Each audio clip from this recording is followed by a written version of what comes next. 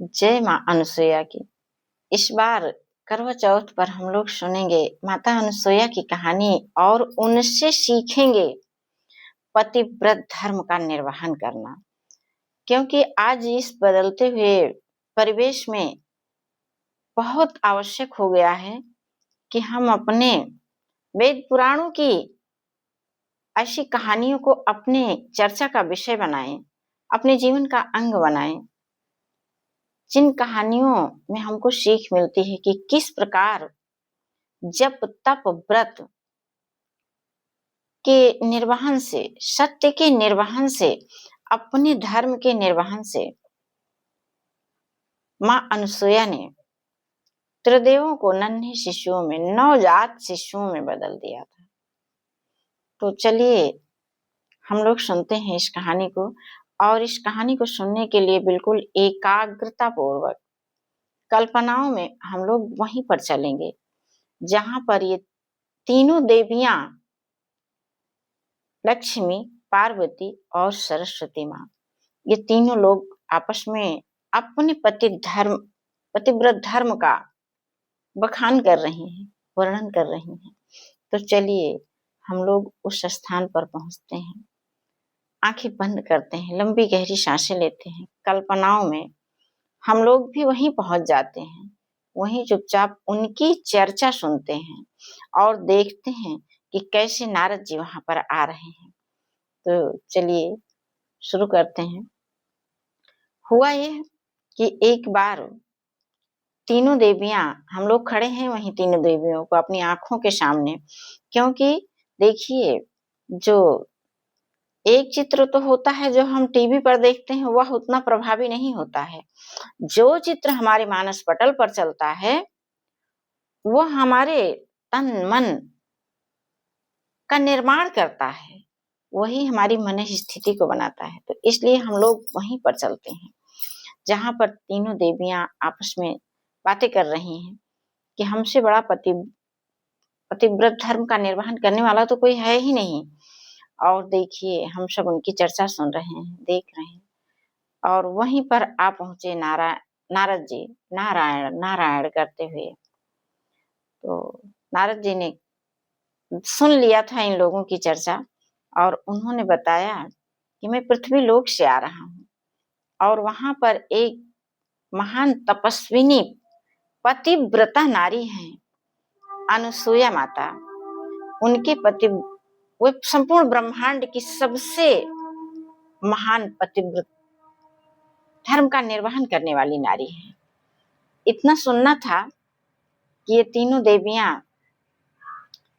जो है कहने लगी कि अरे ये कैसे हो सकता है, सबसे बड़ी सती तो हम ही हैं यहाँ पर। तो नारद जी ने कहा नहीं माँ, आप जो है सबसे बड़ी नहीं है, सबसे बड़ी तो माँ अनुसुईया ही है।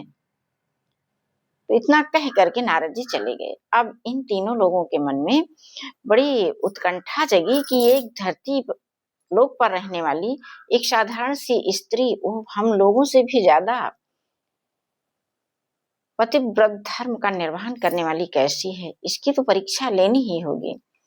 और इन्होंने ऐसा सोच करके तुरंत स्मरण किया अपने अपने पतियों का, क्योंकि परीक्षा तो वही लोग ले सकते थे ना, सतीत्व की परीक्षा।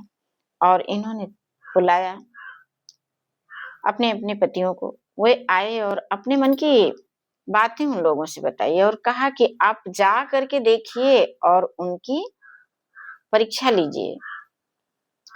अब तीनों देव अपने अपने पत्नियों का कहना मान करके चल तो पड़े और रास्ते में बातें करते हुए आ रहे हैं कि हम कैसे उनकी परीक्षा लेंगे, क्या इसी वेश में।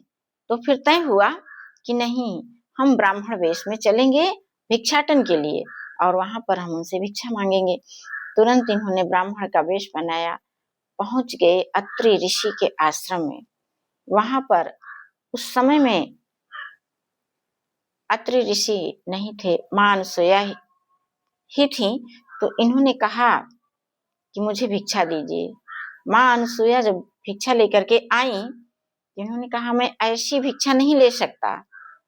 वो चकित रही, कहीं कि फिर कैसी। तो उन्होंने बताया कि मैं मेरे लिए जो है आपको अपने शरीर से पूरा सारे वस्त्रों को उतार देना होगा। बिना वस्त्र के आप मुझे जब भिक्षा देंगी तभी मैं ले सकता हूँ।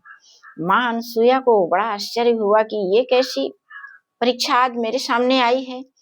मैं इन तीनों सन्यासियों के सामने बिना वस्त्र के कैसे हो सकती हूँ।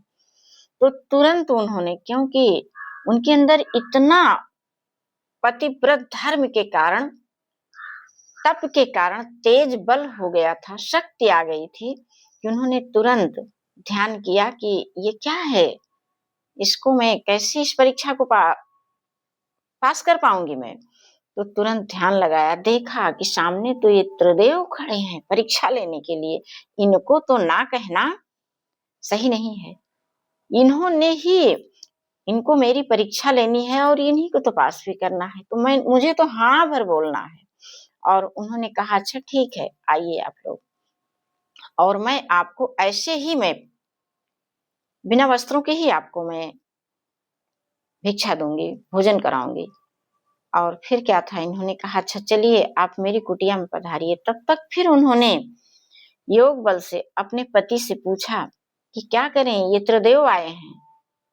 पति ने कहा कि कोई बात नहीं, आप हमेशा से चाहती थी, भगवान से पुत्र की कामना कर रही थी, वही ये आपके पुत्र ही बनने आए हैं, तो आप इनको अपने पुत्र रूप में स्वीकार करिए। बस आप जो है मंत्र अभिमंत्रित करके जल इन पर छिड़किए, नवजात शिशु में बदल जाएंगे। ऐसी सलाह उनके पति ने दिया और फिर माँ ने वही किया, जो है अभिमंत्रित करके जल को छिड़का, तुरंत ये त्रिदेव नन्हे शिशुओं में बदल गए। और फिर क्या हुआ कि ये उनको पालने में डाल करके लगी झुलाने, और वहीं पर इन्होंने, अब जब नवजात शिशु और एक नारी का संबंध माँ और शिशु के बीच में, तो फिर किसी वस्त्र का क्या कोई पर्दा रह ही नहीं जाता है। अब वो जो है इस रूप में इनको लेकर के वे, यहाँ तक कि कहा जाता है कि उनके स्तनों में दूध भी उतर आया और उन्होंने इनको दूध पिलाया, लगी इनकी सेवा करने, खूब तन मन से जो है इन तीनों देवों की सेवा करने लगी। उधर तीनों देवियां परेशान काफी दिन जब होने लगे कि कहाँ गए, क्यों नहीं आ रहे हैं, तो उनको लगा कि अब क्या किया जाए, जो है हमने तो भेज दिया था। तो चूंकि वह भी सती नारी थी, तप बल उनके पास भी था, उन्होंने योग मुद्रा में ध्यान लगाया तीनों देवियों ने कि कहाँ है, क्यों इतना समय लग रहा है आने में। और उन्होंने देखा कि अरे ये तो नन्हे शिशुओं के रूप में वहां पालने में झूल रहे हैं। माँ अनसुईया उनकी सेवा कर रही हैं, नवजात शिशुओं की। और जब तीनों लोगों ने आंखें खोली तो सबने बड़े असमंजस में कहा कि क्यों, क्या मैंने जो देखा है वही आपने भी देखा। कहा हाँ, जो आपने देखा है वही हमने भी देखा है। तीनों लोगों ने कहा कि हाँ, वे वहीं पर हैं, माँ अनसुईया के आश्रम में ही अभी वे नवजात शिशु के रूप में हैं। ये लोग आई और माँ को प्रणाम किया, अनसुईया माँ को, और कहा कि माँ अब हम मान गए कि आप महान नारी हैं, महान पतिव्रता हैं, और अब आप हम लोगों के पतियों को मूल स्वरूप में वापस करिए, उनको मुझे लौटा दीजिए। माँ इन तीनों देवियों के दर्शन करके धन्य हुई, अपने भाग्य को बहुत ही सराहने लगी कि आज मेरी तपस्या सफल हुई, जो तीनों देव, तीनों देवियां, तीनों देव मेरे पुत्र रूप में सब कुछ मिल गया। और उन्होंने इन सबको प्रणाम किया और फिर वही अभिमंत्रित जल, वही रसायन युक्त जल, जो है विश्वास रूपी रसायन का जल, फिर छिड़क दिया। तीनों देव अपने अपने मूल स्वरूप में आ गए। तो यह कहानी हम सबको सिखाती है कि आज भी ये कहानी का मूल तत्व तो कहीं गया नहीं है। बस ये है कि हम लोग इसको चाहें तो आज तक हमने जो चाहा है वही पाया है। तो हम सब इस कहानी को अपने जीवन का अंग बनाएं, चर्चा का विषय बनाएं। ऐसी कहानियां हम लोग अपने जब भी तीज त्योहार व्रत पर्व पर इन कहानियों को सुने, जिससे हम पतिव्रत धर्म का निर्वहन कर पाए, तभी तो हम ये व्रत कर रहे हैं पति की सुख समृद्धि और लंबी आयु के लिए। तो जब हम अपने कर्तव्यों का निर्वहन करेंगे तभी ये व्रत हमको फलीभूत होगा। ना कि ये हमारे मनोरंजन का विषय है, ना कि ये फोटो खिंचवाने का विषय है, ना कि ये उपहार प्राप्त करने का विषय है। यह तो हमारे धर्म की रक्षा का विषय है, और ये धर्म की रक्षा हम नारियों से अधिक इसको और कोई नहीं कर पाएगा। हम लोग अपनी मातृशक्ति का प्रयोग करें और सबको, संपूर्ण संसार की सारी सभी शक्तियों को पुत्र रूप में, संतान रूप में ही हम उनको देखें और उनके साथ वैसा ही व्यवहार करें, हम सभी के साथ में जो है।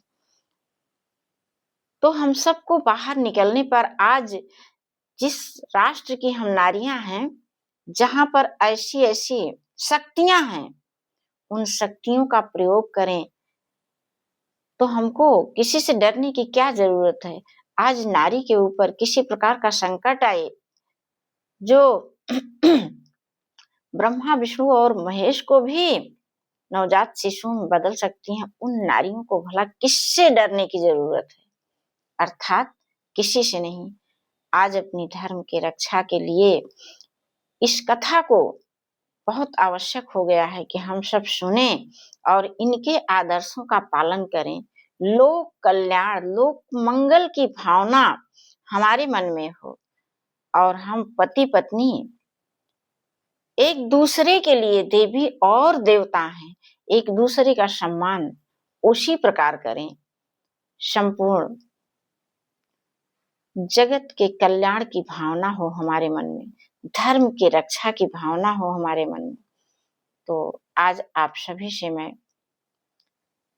यहीं पर विराम लेती हूँ और प्रार्थना करती हूँ कि हम सबके अंतस्तल में ये शक्ति का जागरण हो और हम सब अपनी सुरक्षा, समाज की सुरक्षा